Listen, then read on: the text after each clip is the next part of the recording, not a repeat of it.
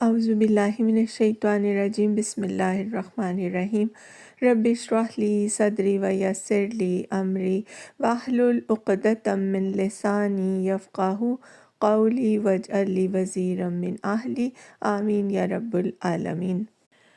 آج ہم سورہ الذاریات کا ترجمہ آیت نمبر 26 سے شروع کر رہے ہیں۔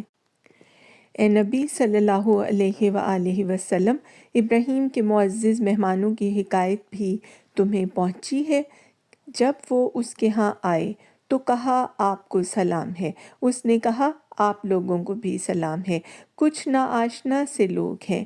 پھر وہ چپکے سے اپنے گھر والوں کے پاس گیا اور ایک بھنا ہوا موٹا تازہ بچھڑا لا کر مہمانوں کے آگے پیش کیا۔ اس نے کہا آپ حضرات کھاتے نہیں؟ پھر وہ اپنے دل میں ان سے ڈرا۔ انہوں نے کہا ڈریے نہیں، اور اسے ایک ذی علم لڑکے کی پیدائش کا مزدہ سنایا۔ یہ سن کر اس کی بیوی چیختی ہوئی آگے بڑھی اور اس نے اپنا منہ لپیٹ لیا اور کہنے لگی بوڑھی اور بانجھ۔ انہوں نے کہا یہی کچھ فرمایا ہے تیرے رب نے، وہ حکیم ہے اور سب کچھ جانتا ہے۔ ابراہیم علیہ السلام نے کہا اے فرستادگان الہی، آپ کو کیا مہم درپیش ہے؟ انہوں نے کہا ہم ایک مجرم قوم کی طرف بھیجے گئے ہیں تاکہ اس پر پکی ہوئی مٹی کے پتھر برسا دیں جو آپ کے رب کے ہاں حد سے گزر جانے والوں کے لیے نشان زدہ ہیں۔